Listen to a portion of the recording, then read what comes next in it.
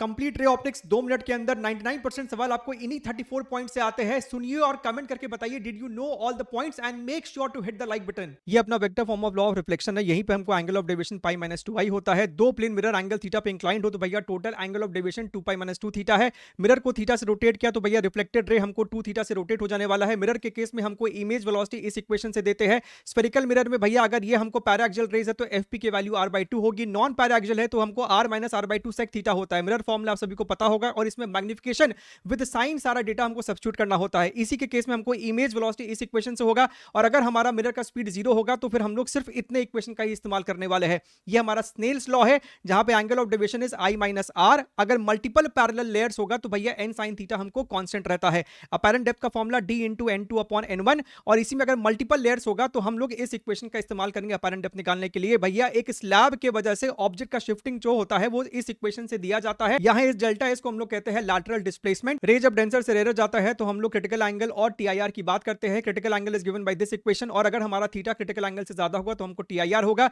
यहां पर angle of deviation और आई का ग्राफ आप एक बार देख लीजिए, इंपॉर्टेंट है। स्फेरिकल सरफेस पे रिफ्रैक्शन के लिए इस इक्वेशन का इस्तेमाल करते हैं और यहां पर जो मैग्निफिकेशन होता है that is equal to your v into n1 upon u into n2। यहां पर हमको lens makers formula very important आपको याद रहना चाहिए। ये अपना lens formula magnification given by this equation और इसी में अगर हमको सराउंडिंग मीडियम डिफरेंट होगा, n1 है n3 है, उस केस में हम इस इक्वेशन का इस्तेमाल कर सकते हैं इमेज को लोकेट करने के लिए। Power of lens, power of mirror, हमारे पास अगर कॉम्बिनेशन ऑफ लेंस होगा आपस में चिपका होगा तो हम लोग इस इक्वेशन से देंगे F इक्विवेलेंट और अगर हमारे पास सेपरेशन है D का तो हम लोग इस इक्वेशन से देंगे अपना F इक्विवेलेंट। ये अपना इक्वेशन है सिल्वरिंग ऑफ लेंस के केस में। ये अपना प्रिज्म है तो इस केस में delta is equal to I plus E minus A और A हमको R1 प्लस R2 के बराबर होता है।